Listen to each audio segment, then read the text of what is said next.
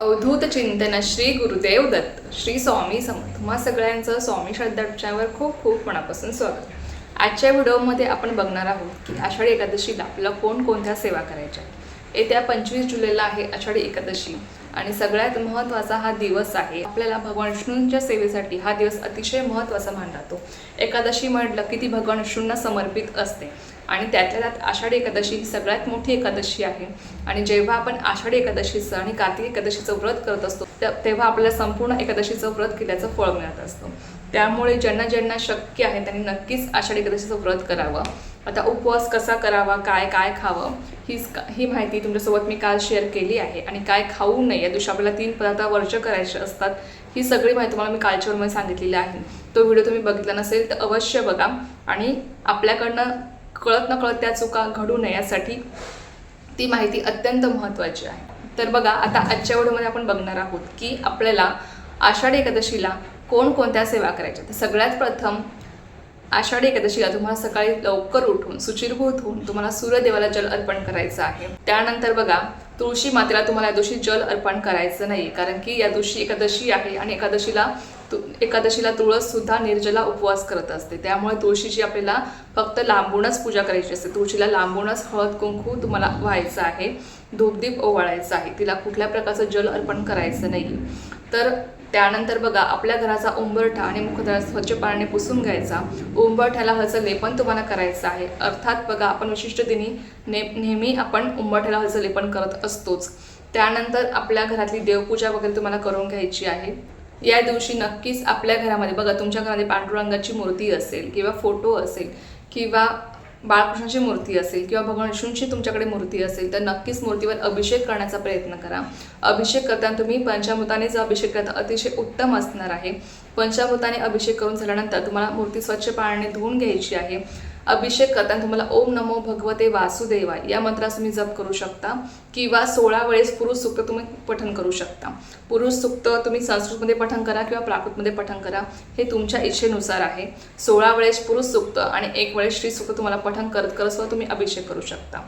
ज्यांना संतान प्राप्तीची इच्छा आहे पण कुठल्याही कारणामुळे संतान प्राप्ती होत नाही, अडथळे येत आहे, तर त्यांनी नक्कीच आषाढी एकादशीपासून संतान प्राप्तीची जी सेवा आहे ती नक्की तुम्ही करण्याचा प्रयत्न करा. 16 वेळेस रोज तुम्हाला पुरुष सूक्त पती पत्नीने मिळून बाळकृष्णाच्या मूर्तीवर 16 वेळेस पुरुष सूक्त 1 वेळेस श्री सूक्त म्हणत म्हणत तुम्हाला तो अभिषेक करायचा असतो आणि ते तिथं तुम्हाला प्राशन करायचं असतं.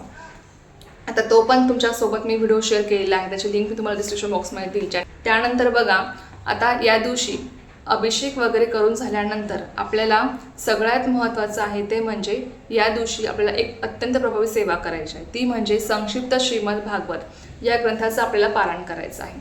दर एकादशीला आपल्याकडनं हे पारायण होईलच असं नाही, पण ही आषाढी एकादशी आहे, अतिशय महत्त्वाचा हा दिवस आहे. त्यामुळे या एकादशीला आपल्याकडनं हे पारायण घडणं हे अत्यंत महत्त्वाचं आहे. या पारायणामुळे आपला पितृदोष बऱ्याच प्रमाणामध्ये दूर होतो आणि नक्कीच आपली अडलेली कामे मार्गी लागतात. त्यामुळे सगळ्यांनी या दिवशी संक्षिप्त श्रीमद भागवत या ग्रंथाचं पारायण करण्याचा प्रयत्न करा. त्यानंतर बघा, दुसरी महत्त्वाची सेवा आहे ती म्हणजे विष्णू सहस्त्रनाम स्तोत्र.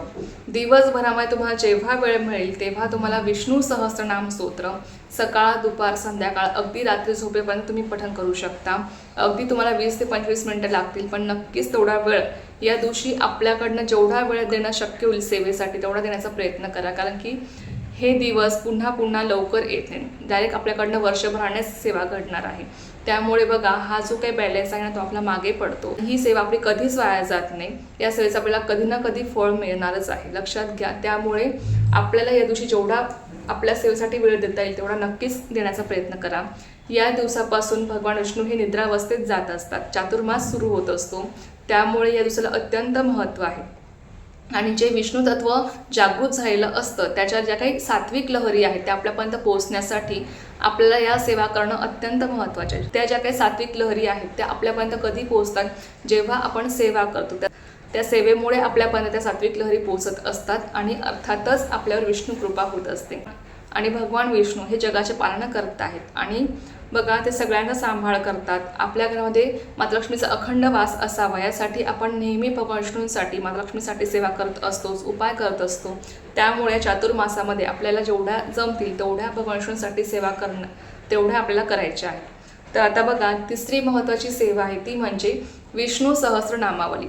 मी तुम्हाला काल सांगितलं की आपलं तुळशी अर्चन कसं करायचं आहे. ही सेवा या दिवशी अत्यंत महत्त्वाची आहे, ती म्हणजे तुळशी अर्चन. आता कसं करायचं, जर तुम्हाला 1000 तुळशीची पाने मिळाली तर अतिशय उत्तम आहे. जर नाही मिळाली तर एकच तुळशीचं पान घेऊन तुम्ही ही सेवा करू शकता. कसं करायचं आहे बघा, तुम्हाला विष्णू सहस्रनामावली जी भगवान विष्णूंची 1000 नावे आहेत ते तुम्हाला पठण करायचे आहेत.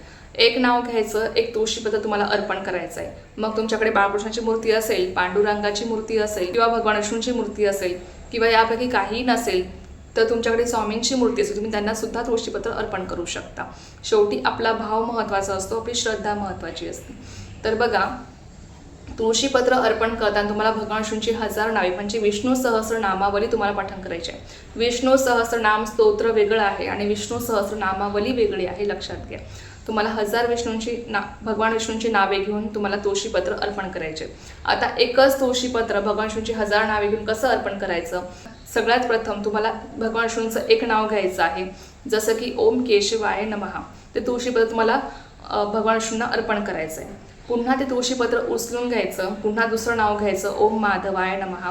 पुन्हा ते तुळशीपत्र तुम्हाला अर्पण करायचं आहे. पुन्हा ते तुळशीपत्र उचलून घ्यायचं, पुन्हा तिसरं नाव घ्यायचं, पुन्हा तुम्हाला ते तुळशीपत्र अर्पण करायचं आहे.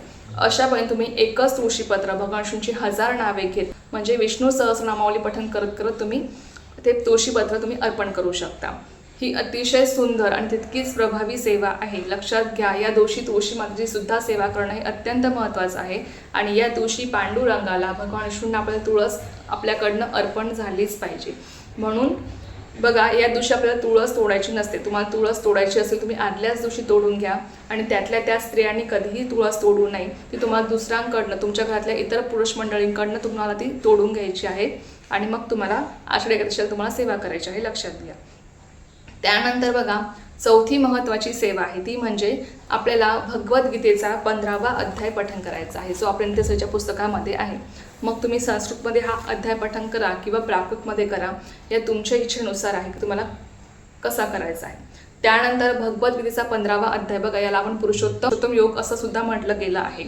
भगवद्गीतेचा 15वा अध्याय पठण करून झाल्यानंतर तुम्हाला गीतेची 18 नावे पठण करायची आहेत. ती 15व्या अध्यायाच्या खालीच दिलेली आहे, गीतेची 18 नावे. ही 18 नावे तुम्हाला पठण करायची आहे आणि अशापणे तुम्हाला दिवसभरामध्ये सगळ्या सेवा भगवान विष्णूंसाठी, पांडुरंगासाठी तुम्हाला करायच्या आहेत. जेवढ्या तुम्हाला यामध्ये सेवा जमतील तेवढ्या करण्याचा प्रयत्न करा. जेवढ्या शक्य होतील तेवढ्या नक्कीच करण्याचा प्रयत्न करा. दिवसभरामध्ये तुम्हाला जेव्हा वेळ मिळेल, सकाळ, दुपार, संध्याकाळ, तेव्हा तुम्ही कधीही या सेवा करू शकता. फक्त मनापासून तुमच्याकडनं जेवढ्या होतील सेवा करणं तेवढा करण्याचा प्रयत्न करा. कारण की बघा, जिथे भगवान विष्णूंची सेवा केली जाते अर्थात तिथे महालक्ष्मी अखंड वास करत असते. तिथे कधीही कशाची कमी पडत नाही आणि अर्थातच आपला पितृदोष सुद्धा कमी होत जातो आणि भगवान विष्णूंची अखंड कृपा आपल्यावर राहत असते. म्हणून यामधल्या तुम्हाला जेवढ्या सेवा जमतात तेवढ्या तुम्ही करण्याचा प्रयत्न करा. केलेली सेवा ही कधीच वाया जाणार नाही, त्याचं आज ना उद्या फळ आपल्याला मिळणारच आहे. तर चला, एक अत्यंत छोटीशी पण खूप महत्त्वाची माहिती होती जी मित्रांसोबत शेअर करायची राहिली सेवा मी स्वयंमांच्याने रुजू करते आणि आजचा व्हिडिओ तेच थांबवते. तुम्हाला जर माहिती आवडली असेल तर व्हिडिओला लाईक, शेअर, सबस्क्राईब करायला विसरू नका. पुन्हा भेटूया अशाच एका नव्या व्हिडिओसोबत, नवीन विषयासोबत. तोपर्यंत सर्वांना श्री स्वामी समर्थ. जय श्री स्वामी समर्थ.